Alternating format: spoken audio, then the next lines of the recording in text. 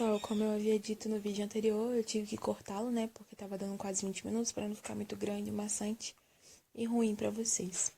Então a gente dá continuidade à jurisdição, falando agora sobre as espécies de jurisdição. Já cansei de falar, falei várias vezes, só relembrando agora que a jurisdição é una, tá bom? Então vamos lá. As espécies quanto à matéria, nós temos a jurisdição penal e a jurisdição civil.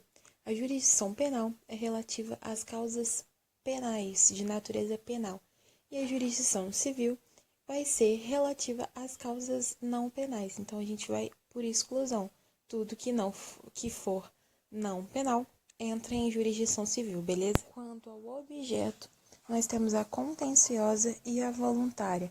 A contenciosa é a jurisdição propriamente dita, tá? Quando nós temos o litígio, como por exemplo no caso da separação judicial litigiosa. E na voluntária, nós teremos uma intervenção de natureza administrativa, como é o caso da separação consensual.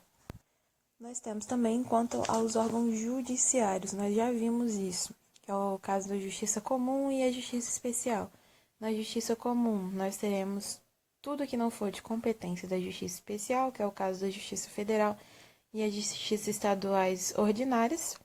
E no caso da especial, nós teremos, né, as competências determinadas pela Constituição Federal, atribuído pela Constituição, que é o caso da Justiça Militar, Justiça Eleitoral, Justiça do Trabalho e Justiça Militar Estadual.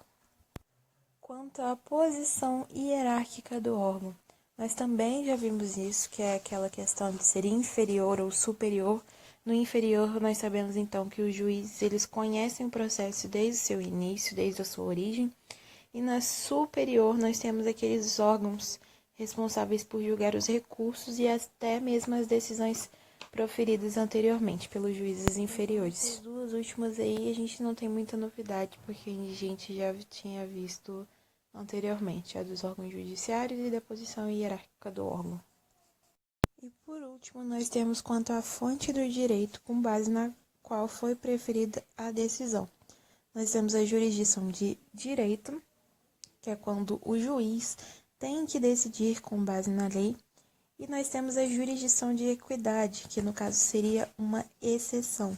Na jurisdição de equidade, o julgador ele vai decidir de acordo com o que ele julga ser mais conveniente e oportuno, sem ficar preso às regras do direito, no caso a lei.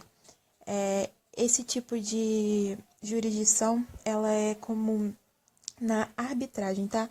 Corre mais nos juizados especiais. Agora a gente vai falar um pouquinho sobre jurisdição voluntária. Já tinha citado ela anteriormente, tá?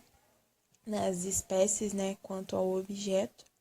Mas nós vamos nos concentrar agora nas características dessa jurisdição, que seriam a obrigatoriedade, o princípio inquisitivo, o juízo de equidade, a participação do MP como fiscal da lei e a natureza jurídica. Vamos começar então com obrigatoriedade. Apesar de voluntária, essa jurisdição ela é obrigatória porque ela exige das partes a intervenção do poder judiciário para que se obtenha o bem da vida pretendido, para que se obtenha a resolução do conflito.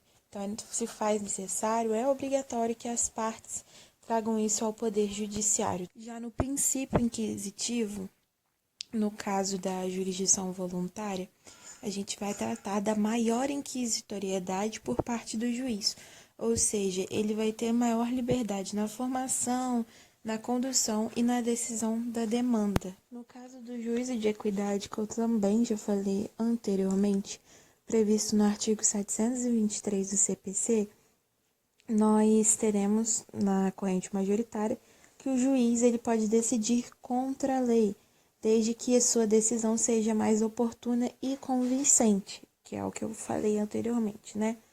E a minoritária tem uma visão mais restritiva da aplicação desse artigo, que ela entende que o juiz ele não está totalmente liberado para ir contra a legalidade, né? Na observância da legalidade. Outra característica é a participação do MP como fiscal da lei. De acordo com o artigo 721, o MP ele deve ser intimado em qualquer demanda da jurisdição voluntária, beleza? Nas quais se enquadre o artigo 178 do mesmo código. Um adendo aí, né? No que se relaciona à amplitude dessa intervenção, o STJ ele restringe a participação do MP só nos casos desse artigo 178. No entanto, numa visão mais ampliativa, ela traz uma interpretação literal do dispositivo, no qual o MP ele deve participar de toda e qualquer demanda. E, na natureza jurídica, nós teremos duas teorias, a teoria administrativa e a teoria revisionista. Na teoria administrativa, o juiz ele não exerceria uma atividade jurisdicional, mas sim uma mera administração pública dos interesses privados. E na revisionista, conhecida também como jurisdicionalista, tá?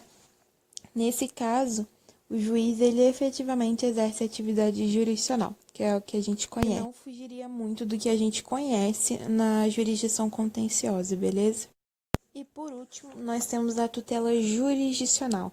Tutela jurisdicional nada mais é do que a proteção prestada pelo Estado por meio de um processo gerado em razão da lesão a um direito material. Repetindo então, a tutela jurisdicional é a proteção prestada pelo Estado por meio de um processo gerado em razão da lesão a um direito material. Existem 3 tipos dessa tutela: a de conhecimento, a executiva e a cautelar. Na de conhecimento, nós temos uma essência declarativa, onde o objetivo é declarar quem está certo e quem está errado, beleza? Já na executiva, nosso objetivo não é mais declarar, mas sim transformar o objeto que foi declarado em realidade, beleza? E na cautelar, seria um processo de garantia de efetividade ou de eficácia do processo de conhecimento e de execução, que eu disse anteriormente. No entanto, o CPC de 2015 não traz mais esse processo cautelar, tá? Mas ele traz que é possível requerer providências ao juiz de forma a resguardar tal eficácia e tal utilidade do processo. Então é isso, galera. Lembrando que esses mapinhas mentais eu uso mais as palavras-chave pra gente estar batendo o olho e lembrando. Não é nada muito completo, mas eu mandarei pra vocês no WhatsApp e postarei lá no NEAD, tá bom? Segue a mesma coisa, qualquer dúvida é só me chamar lá no nosso grupo ou no fórum de dúvidas do NEAD, que o mais breve possível eu vou ir lá pra saná-las. Espero que vocês tenham gostado do vídeo, espero que vocês tenham entendido. E é isso, até a próxima.